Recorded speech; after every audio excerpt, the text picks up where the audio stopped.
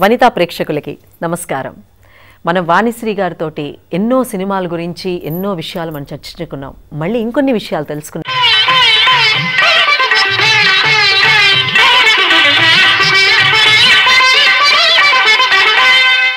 నమస్కారం వాణిశ్రీ గారు.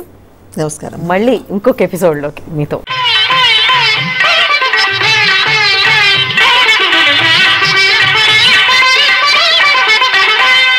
ఎంజీఆర్ గారు ఆయనకి మా అమ్మ చేసే వక్కపొడి అంటే చాలా ఇష్టం. గసాలు పట్టాల వంగాలేసి ఒక వక్కపొడి తయారు చేసేవారు మా అమ్మగారు. తెచ్చారా అమ్మ? ఆ బాటిల్ నాకు పంపించేసేవారు ఆయన. ఎందుకంటే దాంట్లో వక్క తక్కువ ఉంటుంది, మిగతా విషయాలన్నీ ఎక్కువగా ఉంటాయి, ఆరోగ్యానికి మంచిదని. అమ్మ ఏం తెచ్చింది? రొయ్యల పొడి తెచ్చిందా? పంపించేసే రూమ్కి. అలాగా వాళ్ళు చూడండి. నేను ఒకసారి ఊటీకి వెళ్తే, నేను ఎక్కడో సామియార్ తోటంలో మాకు షూటింగ్, ఆయన ఆ హోటల్లో దిగి ఉన్నారు, ఫోనీల్ ప్యాలెస్లో. నేను ఆయన చూడాలి, పెద్దవాళ్ళు కదా, వెళ్ళాను. నమస్కారం అండి, బాగున్నాను, నువ్వు ఎలా ఉన్నావు? తమిళ్లోనే మాట్లాడారు. అమ్మ ఉనకు ఎంగే షూటింగే అని అడిగారు. ஏன்னா அப்படி கேட்குறீங்க, என்ன விஷயம்? இல்லை எங்கே ஷூட்டிங்குன்னு கேட்குறேன். சாமியார் தோட்டம். ஓ சாமியார் தோட்டம், அங்கே அந்த வாட்டர் ஃபால்ஸ் கிட்டியா? நல்லா இருக்கும் లొకేషన్.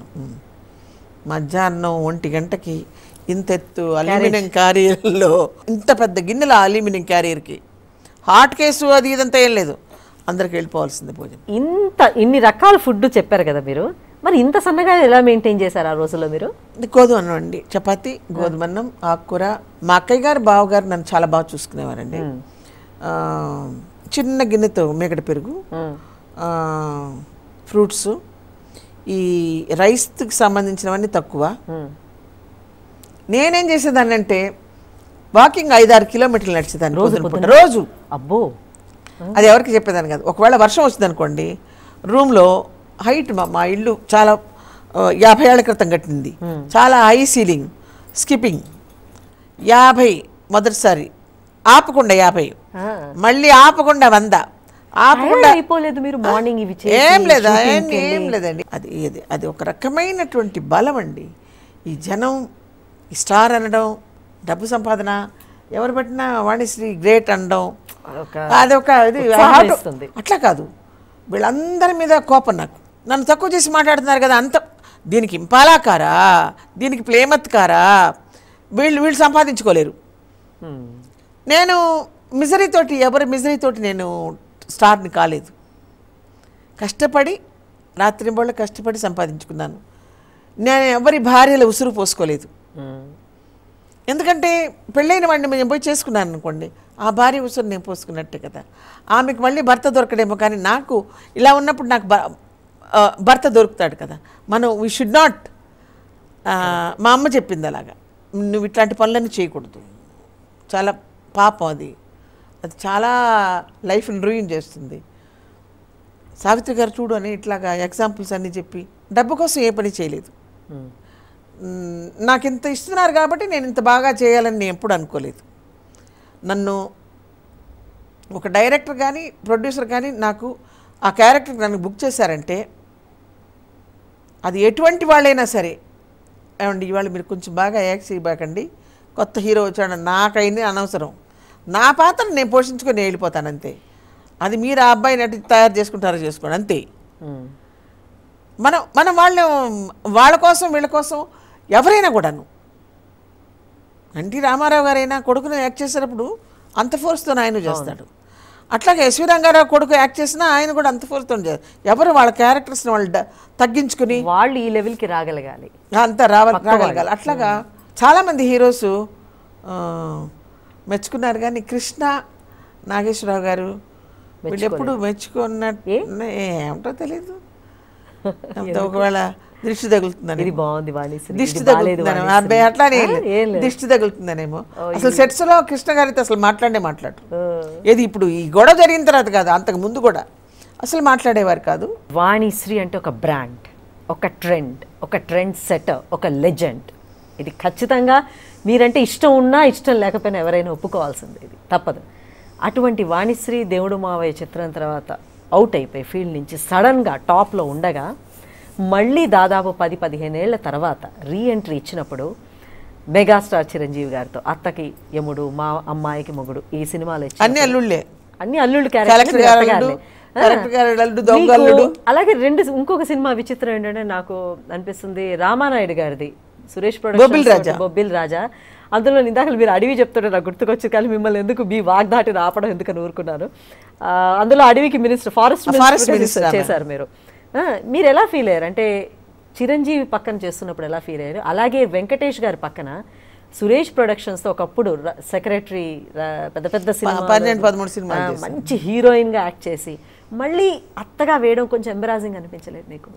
నాకేం అనిపించలేదండి. క్యారెక్టరే నాకు, యంగా ఓల్డ్ అని కాదు. నేను చిన్నప్పుడే చాలా ముసలి వేషాలు వేసాను. ఐ డోంట్ థింక్ ఒక ఆర్టిస్ట్కి ఆ క్యారెక్టరే జ్ఞాపకం ఉంటుంది కాబట్టి వీళ్ళకి అమ్మగా వేస్తున్నాను. కానీ కృష్ణ గారు ఒకసారి నాకు ఫోన్ చేసి అడిగారు, అబ్బాయి గారు తను చేయాలనుకున్నాడు. అప్పుడు అన్ని రోజులు మాట్లాడని మనిషి ఫోన్ చేసి, వాణిశ్రీ ఆ సినిమా నువ్వు కనుక చేస్తే ఈ ప్రొడ్యూసర్స్ నన్ను బుక్ చేసుకుంటా, ఆ సినిమా చేస్తాను నేను, నాకు బాగుంటుంది, నాకు సినిమా ఉంటుందా, నేను సినిమా చూస్తానండి అన్న. భాగ్యరాజాను ఇంకెవరో వేశారు దానిలో రీమేక్ చూపించారు. అబ్బో పెంచిన బిడ్డకి విషం పెడుతుంది. నాకెందుకో కొంచెం నెగిటివ్ రోల్స్, కొంచెం ఆబ్జినిటీ. ఇప్పుడు కృష్ణ గారితో ఒక సినిమా చేశాను, వింత కథ అని. నేను చేయనని చెప్పాను ముందు, ఎందుకంటే తల్లి కొడుకుల మధ్య ఒడిపస్ కాంప్లెక్స్, వాళ్ళిద్దరికి సెక్స్, సైకలాజికల్ క్యారెక్టర్స్. నేను చేయను, చస్తే చేయను ఆ సినిమా, నాకు వద్దు అన్నాను. అట్లాగే దెబ్బకు ఠా దొంగల ముఠ ఆ సినిమా ఒకటి. ఈ మధ్య కాలంలో రీఎంట్రీలో బాంబే ప్రియుడు, ఈ 3 వేషాలు నాకు నచ్చి నేను చేయలేదు. బలవంతం మీద చేసినవే, నాకు ఇష్టం లేదు అవి. మా బావగారేమో డిస్ట్రిబ్యూటర్స్ చెప్పారు, వాళ్ళు చెప్పారు, వీళ్ళు చెప్పారండి. ఆయన పాపం కాల్ షీట్లు చూసి వాళ్ళు కూడా చాలా నా కోసం, అంటే వాళ్ళ ఫ్యామిలీ కూడా పెద్దది, వాళ్ళు కూడా కొంతమంది అంటారు వాళ్ళు మోసం చేశారు, వీళ్ళు మోసం చేస్తుంటే నువ్వేం చేస్తున్నావు, నేను చూసుకోవచ్చు కదా కదా. మనకు తెలీదు, మనకు తెలియని విషయాలు వాళ్ళు చెప్పారు. అంతదాకా బాగానే ఉన్నారు. పెళ్ళి అనేటప్పటికీ ఎక్కడెక్కడ విచ్ఛిన్నమైపోయాయి ప్రేమలన్నీ. హరనాథ్ తోటి ఏం సినిమాలు చేశారు మీరు? చాలా సినిమాలు చేశాను. చిట్టి చెల్లెల్లో అతనే కదా హీరో. చిట్టి చెల్లెలు, మా ఇంటి కోడళ్ళ ఏదో ఉంది, అదే అతనే కదా కొడుకు కోడల. మీరు చూసిన ఇప్పుడు అన్నారే ఇది వల్లెల వేళ అని, దాంట్లో అతనే కదా నా పక్కన. చాలా చాలా హ్యాండ్సమ్ హీరో అండి. ఏవో వాళ్ళ తలరాతలు, వాళ్ళ హ్యాబిట్స్ వల్ల. వాణిశ్రీ గారు, మీ మొత్తం కెరియర్లో అసలు ఎంతమంది డైరెక్టర్స్తో మీరు వర్క్ చేసి ఉంటారు? మీ ఫేవరెట్ డైరెక్టర్ ఎవరు? చాలామంది డైరెక్టర్స్ ఉన్నారండి, చాలామంది. హుణసూరు కృష్ణమూర్తి గారు ఫస్ట్ కన్నడ ఫిలిం డైరెక్టర్. తర్వాత మా టీచర్ అమ్మని చేశాను. నాకు ఫేవరెట్ అని చెప్పాలంటే కేఎస్ ప్రకాష్ రావు గారు. ఆయన హీజ్ ఇస్ లెజెండ్ అండి. ఆయన గారు బాగా చదివిన వ్యక్తి, తర్వాత జీవితాన్ని బాగా అనుభవించిన, సినిమా అంటే ఏంటో బాగా తెలుసు వాళ్ళకి. ఇంటలెక్ట్స్ కదండి. సినిమా అంటే ఇంకొకళ్ళు చూసి ఇంకొకళ్ళు తీయడం కాదు, స్క్రీన్ ప్లే రాసుకుని డైలాగ్స్ అవన్నీ కూడా ఆత్రేయ గారి దగ్గర నుంచి వచ్చిన తర్వాత వాటన్నిటికీ కూడాను కెమెరా యాంగిల్స్ ఎలా ఉండాలి, ఇవి ఉండాలి, అన్నీ బాగా చూసుకుని బాగా చేసేటువంటి ఒక కాంట్రవర్సీస్ లేవు.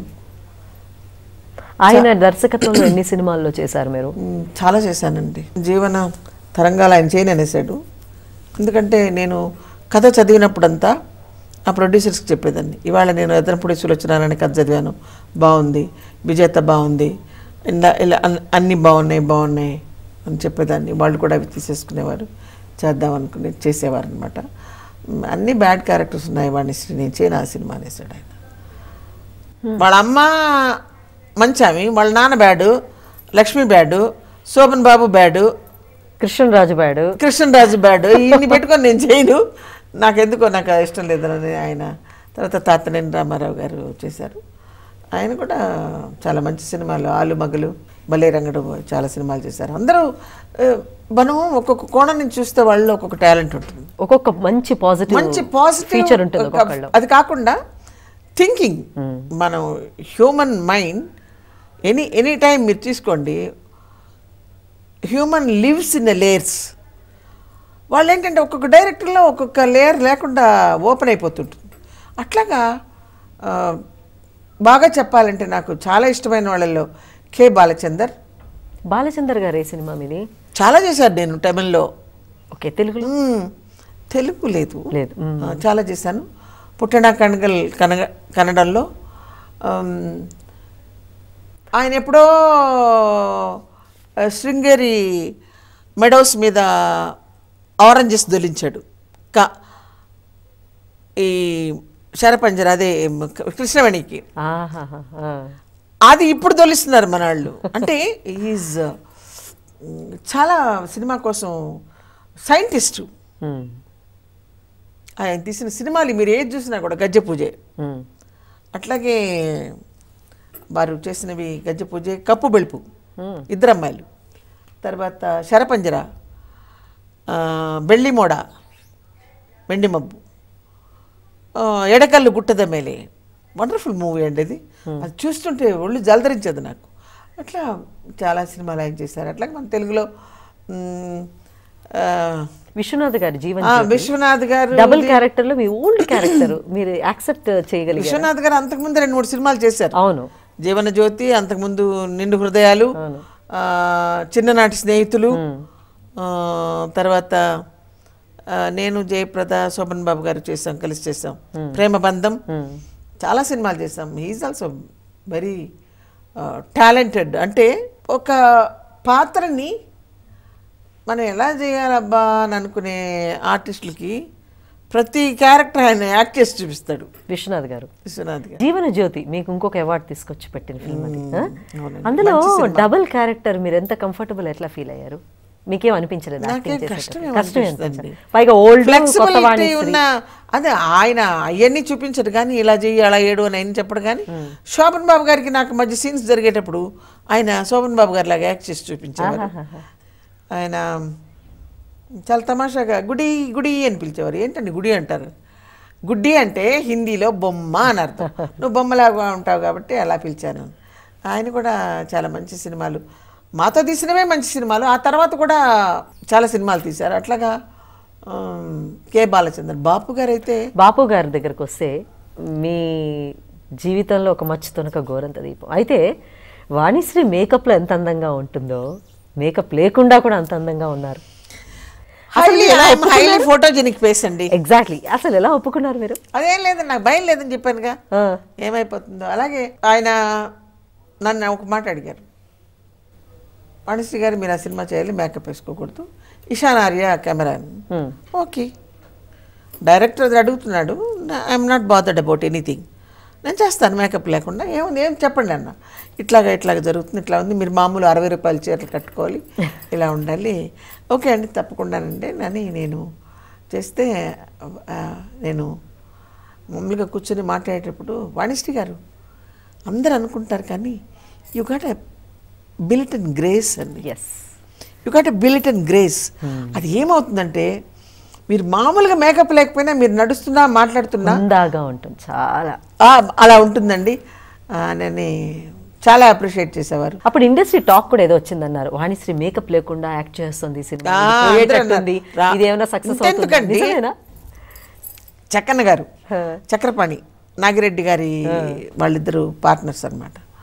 ఆయన నన్ను పిలిచి ఒకరోజు కూర్చోబెట్టి, ఏమనుకుంటున్నావు, ఆయన కొంచెం ఆశగా మాట్లాడతారు, ఏంది నువ్వు మేకప్ లేకుండా ఏంటి సినిమాలు చేసేది, నిన్ను పెట్టి కోట్లు పెట్టి మేము సినిమాలు తీస్తుంటే ఆ పక్కన నువ్వు మేకప్ లేకుండా అక్కడ ఉంటే ఏమనుకోవాలి మేమందరం, ఇదిగో చేస్తే చేసావు కానీ ఇంకెమ్మెదటి జీబాకు. మీ ఆన్సర్ ఏంటి? నేనా అలాగేలేండి అన్నాను, అంతే అంతే. అసలు దాని గురించి నా గురించి ఎవరైనా క్రిటిసైజ్ చేశారంటే దానిలో నిజం ఉంది అనుకుంటే ఐ విల్ యాక్సెప్ట్. నేను ఎప్పుడు పొరపాటు పనులు చేయలేదు. ఒకటి ఇంకా కొంచెం రోజులు యాక్ట్ చేసి ఉండొచ్చు, కాకపోతే మా ఇంట్లో మా బావగారు ఒక్కరోజు కూడా గ్యాప్ లేకుండా 16 సంవత్సరాలు ఎక్కువ స్ట్రెయిన్ అవడం వల్ల, పైగా హాలిడే లేకపోవడం వల్ల, ఒక సినిమా చేసిన తర్వాత ఒక 15 రోజులు హాలిడే అట్లా బయటికి వెళ్ళిపోయింటే అది వేరేగా ఉంటుంది. ఇప్పుడు ఆవాహన చేసుకునే వాళ్ళకి ఈ ప్రాబ్లము, ఊరికే తూతూ మంత్రం చెప్పి వచ్చే వాళ్ళకి ఏం ప్రాబ్లం ఉండదు. మనం ఆ క్యారెక్టర్ ఏంటి, దానికి ఎలా నడవాలి, దానికి ఎలా కూర్చోవాలి, వాయిస్ రేంజెస్ ఎట్లా పెట్టుకోవాలి, మెంటల్ ఎక్సర్సైజ్ ఇది. అంటే ఏం చేయాలి. తర్వాత ఏమో నాకు ఎప్పుడు ఏదైనా ఒక క్యాలెండర్లో ఒక చిన్న డిజైన్ ఎవరైనా ఆర్టిస్ట్ వేసి ఉంటే ఆ డిజైన్ కట్ చేసి పెట్టుకునేదాన్ని, దాన్ని కమ్మలుగా చేయించిస్తాన్ని, దాన్ని మెడలో లాకెట్గా చేసిస్తాన్ని. ఇట్లాగా నాకు సినిమా అనేది సినిమా తప్ప నాకు ఇంకేమీ తెలియదు. నేను శ్వాసించింది సినిమా, నటించింది సినిమా, నేను మారిపోయిన సినిమాగా మారిపోయాను కాబట్టి నేను అన్ని సినిమాలు చేయగలిగాను. మరి మళ్ళీ ఎన్నో విషయాలు తెలుసుకునేందుకు ఇంకొక ఎపిసోడ్లో వాణిశ్రీ గారితో కలుద్దాం. ఉంటాం మరి. నమస్తే.